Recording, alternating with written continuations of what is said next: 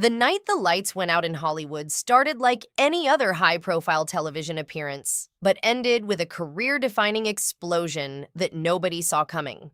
What unfolded on the set of The Late Show between Prince Harry and Stephen Colbert wasn't a disagreement, it was a full-scale public unraveling that left the entertainment industry in genuine shock. For years, Colbert held the position of late night's sharpest wit, the man capable of dismantling a politician with a single raised eyebrow. Last night, he aimed at a different kind of target, and the result was a scene so raw and so uncomfortable that the studio audience sat frozen in their seats. This wasn't just a PR disaster for the royal visitor. This was the moment people started asking whether the nice guy of late-night television had a much darker side hiding underneath the charm. The energy in the Ed Sullivan Theater ran hot even before the cameras rolled a buzz that usually only surrounds the biggest A-list names, though this felt different from anything the crew had seen before. Whispers spread through the wings, the lighting got tweaked with obsessive precision, and there was a collective sense that a new Prince Harry was about to make his entrance. Harry arrived looking the part in a tailored navy suit, smiling at the fans gathered outside there to discuss his charitable work and mental health initiatives, causes he'd been championing with total dedication for years. None of that preparation mattered because the moment he settled into the guest chair, the air in that room didn't just shift, it curdled. Colbert's greeting set the tone immediately, a bow so exaggerated and theatrically overdone that it read as mockery dressed up as courtesy. The audience laughed, but Harry's face told a different story, his smile stopping well short of his eyes. When Colbert addressed him as "Your Royal Highness," with a visible eye roll underneath the words, the evening's fragile surface showed its first cracks, and Harry responded with the kind of media-trained grace that usually moves an interview forward. Colbert had no interest in moving forward.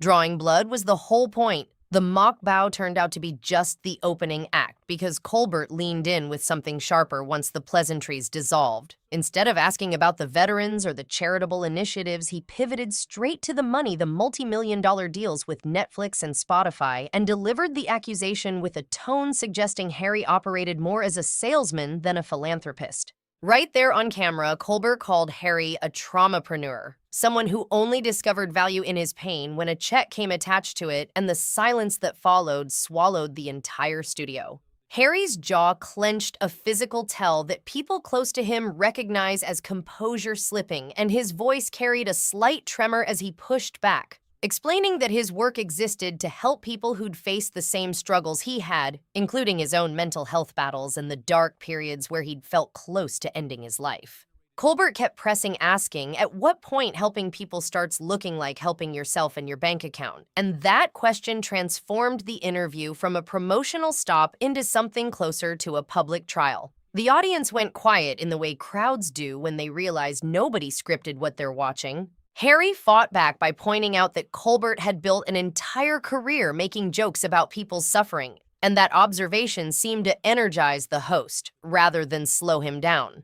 Colbert's eyebrows climbed, and the line he delivered next would circulate online for days, telling Harry it was rich to complain about media intrusion while simultaneously courting that same media at every opportunity, then adding that you can't have it both ways, Your Highness. The words landed like a physical impact visible across Harry's face as the frustration started boiling toward the surface. Harry brought up the treatment that drove him and Meghan out of the UK, but Colbert shifted away from history and locked onto hypocrisy instead, leaning back with an expression that moved from playful antagonism into something colder and more calculated, calling Harry's response very royal and suggesting he was simply someone who couldn't handle legitimate questions. None of that was the worst of it, because Colbert then stepped across a line most people assumed remained untouchable in celebrity media. The Queen came next. Mentioning the late Queen Elizabeth II sits as a red line most aggressive journalists won't cross, but Colbert walked straight over it, comparing Harry's behavior to his grandmother's 70 years of quiet, never-complain service and accusing Harry of milking a victim narrative barely 2 years after her death. Then came the phrase that made the audience audibly gasp, calling Harry a personal cash cow for the royal family's ongoing drama, a sound of genuine shock that you almost never hear on a taped show. Harry's face cycled from a pale, controlled mask to deep crimson fury, and for the first time all evening, his composure didn't just crack, it broke. "Don't you dare," he said, his voice low and vibrating with something that made the front row audience visibly flinch, telling Colbert he had no right to speak about what his grandmother would or wouldn't think. Colbert doubled down anyway, claiming the Queen represented duty and service while Harry represented the exact opposite, and that assessment carried the kind of cruelty that silenced everyone who heard it. Harry's response was to point to his 2 tours in Afghanistan, contrasting real-world service with a life spent making jokes from behind a comfortably lit desk, a powerful reminder of who Harry had been before all the controversy swallowed his public image. Colbert countered by accusing Harry of talking about mental health, while simultaneously destroying his own family's mental well-being through tell-all books and documentaries, and an eerie silence settled over the studio so completely that even the camera operators looked like they wanted to be somewhere else. Diana came up next, and that's when things went from volatile to catastrophic. When Harry connected the predatory behavior he was experiencing that night to what killed his mother, Colbert offered no empathy whatsoever, instead accusing Harry of hiding behind that tragedy every time he faced legitimate criticism, and even claiming her death resulted from a car accident rather than media cruelty that Harry had spent his entire adult life using her as a shield. A brief, stunned silence followed, the kind that comes when someone can't quite believe what they just heard said to their face on a stage in New York City. The rage that followed was unlike anything Harry had publicly displayed before. He demanded to know how Colbert could sit there making millions off other people's misery while instructing him on how to grieve his own mother, and accused the host of minimizing what happened to her and participating in the very system that exposed her life until nothing private remained. Colbert wasn't finished, sensing Harry had reached his breaking point, and pivoted to the final pressure point with ruthless timing: the relationship with his father and his brother. Calling Harry weak and entitled, Colbert positioned Prince William as the only member of the family genuinely doing the job, serving his country without constant self-serving drama. William's name landed as the final trigger. Harry stood up from the chair, towering over Colbert's desk with his entire body radiating barely contained fury, telling Colbert that he knew nothing about what he and his brother had been through together, the trauma, the loss, and the weight of everything the crown carried with it. The fury in that room had grown thick enough to feel through a television screen, and the show no longer resembled entertainment. It resembled a private family conflict weaponized for ratings. Colbert smiled and told Harry he'd burned every bridge, that he'd become just another celebrity trying to stay relevant in a world already moving past his story. And the audience sat completely still, many looking around nervously as if they wanted to leave but felt too frozen to stand. The physical climax came moments later. Harry stood shaking his face, shifting between cold rage and something dangerously close to breaking entirely, and he called Colbert a pathetic excuse for a journalist and a coward who attacks people at their most vulnerable. Then his hand came down on Colbert's desk with enough force to send a coffee mug jumping, spilling its contents across the papers below, and the impact echoed through the studio like a gunshot.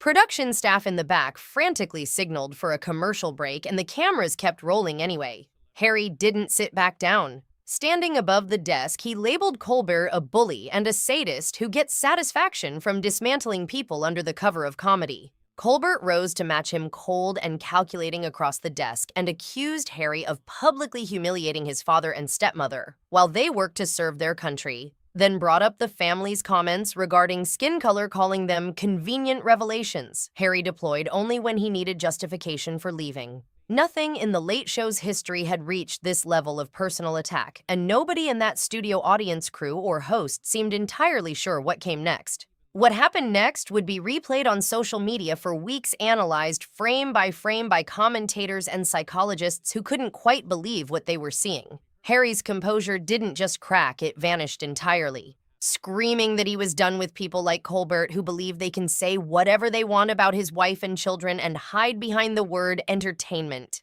Harry reached up, ripped his microphone free with enough force to snap the wire, and threw the device onto the desk where it clattered across the wood and hit the floor, the feedback shrieking through the studio speakers in a sound that nobody in that room would forget. Storming toward the exit, Harry nearly made it out, and that's when Colbert delivered what many industry insiders now call the final nail in his own career's coffin. Calling out to Harry's retreating back, Colbert asked whether he was running away again, just like he ran from his royal duties and his family. A hush fell over the studio that felt less like silence and more like the air being pulled from the room. Harry stopped dead. Turning slowly, his face carried a mixture of fury, pain, and total disgust that everyone who witnessed it in person described as something they couldn't shake afterward. Walking back toward the desk without sitting down, Harry leaned in and spoke at a volume just above a whisper, yet his words carried to every corner of the studio. He told Colbert that when he sees someone struggling, his instinct is to help them, while Colbert's instinct is to kick them while they're down and call it comedy, and that history would remember which one of them stood on the right side of humanity. None of that stopped Colbert from making one final error. Calling out as Harry turned to leave, Colbert told him to give his regards to Meghan and suggested she'd have great material for their next Netflix special. Mocking Meghan Markle by name in that dismissive way was the absolute breaking point, and what followed carried the chill of someone who had stopped being angry and started being certain. Harry's hand rested on the studio door handle when he turned back one last time, his voice calm now in a way that unsettled the production staff more than the shouting had. Looking Colbert directly in the eyes, he told him he'd just made the biggest mistake of his career, called him Stephen, and promised that the conversation wasn't over. The heavy studio doors slammed shut, and for several long moments, nobody moved. Not the audience, not the crew, and not Colbert himself, who stood behind his desk, still attempting that smug smile while his hands trembled visibly. Cameras kept rolling as producers scrambled to figure out how to salvage the rest of the show, and Colbert's attempt to joke his way back to solid ground landed in complete silence. Weak, stuttering remarks about royal tantrums and Hollywood drama drew nothing from the audience because the usual late-show energy had died somewhere in the middle of that interview and hadn't come back. People in the front rows gathered their belongings and walked toward the exits before the taping wrapped, unwilling to serve as the laugh track for what felt like a public dismantling of a man's dignity on live television. Within hours, the clip spread across every platform, and the hashtag #ColbertTooFar started trending worldwide with a speed that reflected how unified the reaction was. People who'd spent years mocking Prince Harry and his memoir, Spare, found themselves defending him, having watched a host cross the distance from hard-hitting to hateful in real-time, weaponizing a guest's dead mother and grandmother for the sake of a few viral moments. The backlash arrived swift, global, and brutal, and by the following morning, the Colbert is over narrative dominated every conversation in the halls of CBS. The financial fallout moved just as fast as the social media reaction, and in some ways hit harder.